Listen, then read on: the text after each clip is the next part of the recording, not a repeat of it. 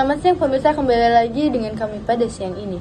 The Fed atau Federal Reserve adalah Bank Sentral Amerika Serikat yang didirikan pada tahun 1913 yang bertanggung jawab untuk mengatur dan mengawasi sistem perbankan di Amerika Serikat, serta menjalankan kebijakan moneter untuk menjaga stabilitas perekonomian, melibatkan beberapa mekanisme utama yang berfungsi untuk mengelola perekonomian Amerika Serikat, seperti pengaturan suku bunga Federal Funds Rate atau tingkat bunga antar bank.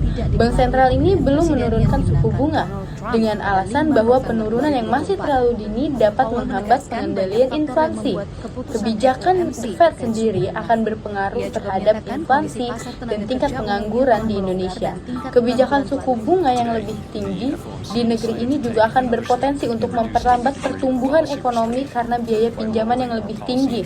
Hal ini akan berdampak terhadap sektor-sektor yang sensitif terhadap suku bunga seperti perusahaan manufaktur dan juga konstruksi.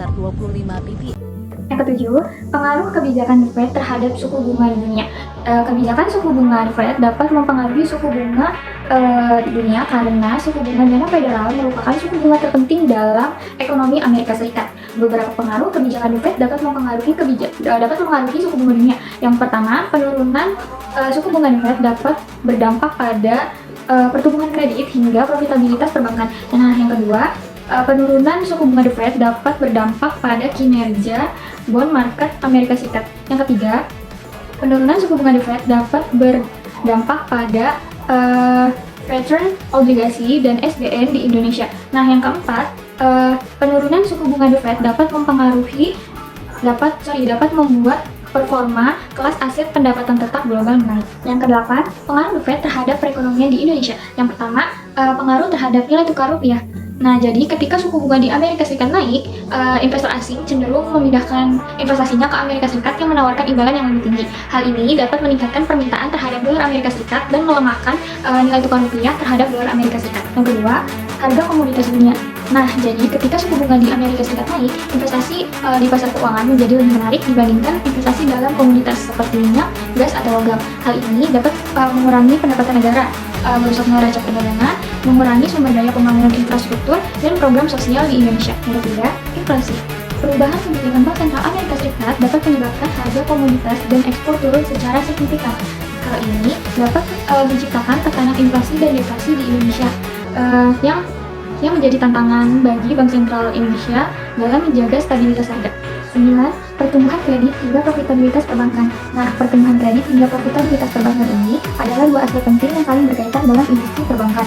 Yang pertama itu ada pertumbuhan kredit. Pertumbuhan kredit adalah indikator penting dari seberapa banyak pinjaman yang diberikan oleh bank kepada konsumen dan bisnis. Pertumbuhan kredit yang stabil dan berkelanjutan menunjukkan bahwa bank mampu mengelola peluang pinjaman yang baik dan mengelola risiko yang baik. Nah, yang kedua ada profitabilitas perbankan. Profitabilitas perbankan ini mengacu pada kemampuan bank untuk menghasilkan keuntungan dari operasionalnya.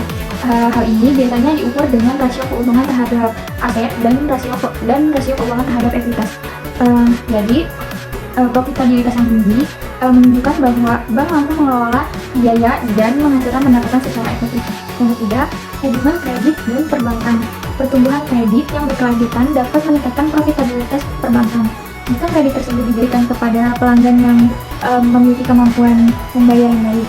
Namun, jika kredit yang diberikan memiliki tingkat risiko tinggi, hal ini berdampak negatif pada profitabilitas karena meningkatnya jumlah kredit yang bermasalah atau NPL. Is inflation dead? I wouldn't go quite so far as that. What I can say is that inflation has come down really over the past year and fairly sharply over the past 6 months. We're making good progress. The job is not done, and we're very much committed to making sure that we fully restore price stability for the benefit of the public. But inflation has been falling steadily for 11 months. Right. You've avoided a recession. Why not cut the rates now? Well, we have a strong economy. Growth is going on at a solid pace. The labor market is strong, 3.7% unemployment. With the economy strong like that, we feel like we can approach the question of when to begin to reduce interest rates carefully. And we want to see more evidence that inflation is moving sustainably down to 2%. We have some confidence in that. Our confidence is rising. We just want some more confidence before we Solusi The Fed untuk menurunkan jumlah pengangguran yang ada di dunia pertama yaitu dengan menurunkan suku bunga. Jika The Fed menurunkan suku bunga, maka peminjaman akan lebih murah bagi individu maupun perusahaan.